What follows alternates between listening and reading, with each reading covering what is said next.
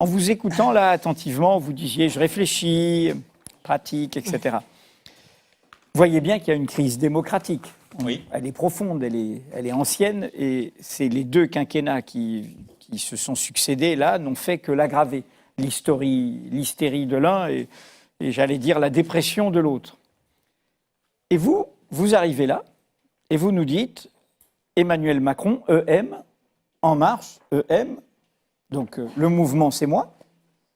Surtout, il faudrait, vous le dites en contrepoint de François Hollande, il ne croit pas au président jupitérien, il croit que le président est devenu un émetteur comme un autre. Et vous vous dites, pour moi, la fonction présidentielle doit être exercée par quelqu'un qui, sans être estimé être la source de toute chose, doit conduire la société à force de conviction, d'action, de donner un sens clair à sa démarche.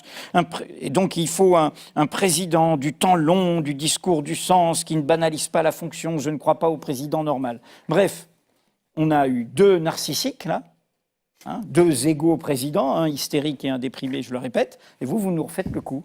Moi, président, tout va changer, faites-moi confiance, je vais réfléchir et je vais décider à votre place. Je ne sais pas si vous me classez dans les narcissiques ou les dépressifs. Je ne vous classe pas, je vous pose la question. Vous voyez bien que vous lancez ce mouvement dans une incarnation personnelle, qui est... Oui, mais avec une volonté... Je suis la solution, moi, Emmanuel Macron. Non. D'abord, non. Je n'ai jamais prétendu être la solution. Je suis très attaché au mouvement.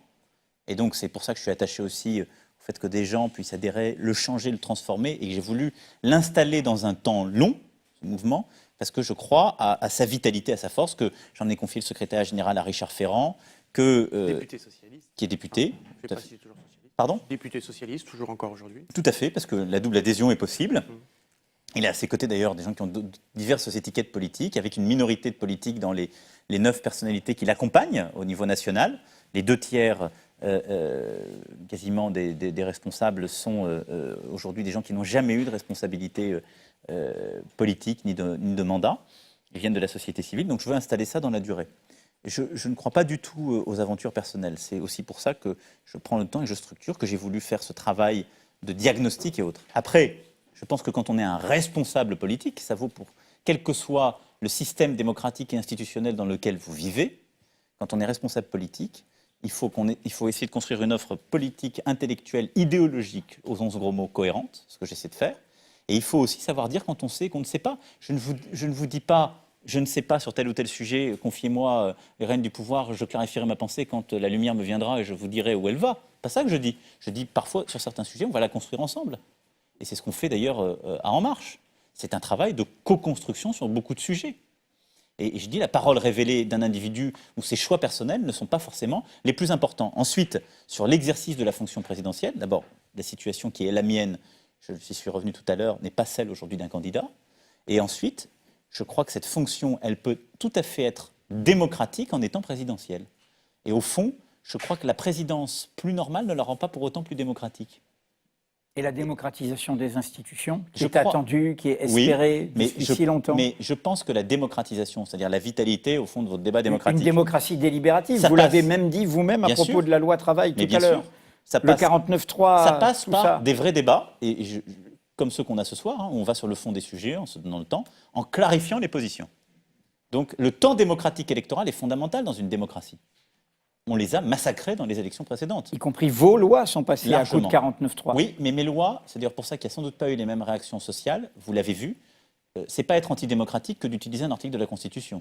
Mais qui est un article anti-parlementaire. Non, mais par contre, qui est un article qui rationalise le parlementarisme. Mais par contre, une autre chose est de le faire après 500 heures de débat. Vous ne pouvez pas m'enlever ça. J'ai fait 500 heures de débat parlementaire. Il n'y a eu aucun texte qui a eu une telle durée sur des articles de fond. Bon, non, si c'est vrai, parce qu'il y a eu des débats plus longs, en particulier sur Mariage pour tous ou GDF Suez, mais qui ont été des débats, on le sait bien, avec des obstructions très longues, avec des monologues qui ne sont pas des débats de fond. C'est que la délibération, c'est accepté à un moment que vous n'avez pas convaincu et que ça ne passe pas. Mais le 49.3, c'est imposé. Mais par contre, vous le dire, mais tout dépend dans quelle structure constitutionnelle vous vivez. Et donc, d'où ma question. Quelle réforme constitutionnelle ? La délibération dans une société, elle doit avoir sa place. Moi, je suis pour la délibération. parlementaire, pour la délibération citoyenne, avec des référendums locaux qui peuvent s'organiser, des vrais débats. Mais après, je suis pour qu'on décide. Bien souvent, les gens qui sont pour la délibération sont pour la décision quand elle les arrange. Moi, je suis pour la délibération locale. Après, quand il y a un référendum local, quand il y a telle ou telle chose, il y a une décision qui doit être prise. Et donc, je suis pour la vitalité démocratique, mais qui suppose de la clarté idéologique, de l'engagement sur des positions claires, pour de la délibération, mais en même temps pour de l'action. Parce que ça ne peut pas être la délibération permanente.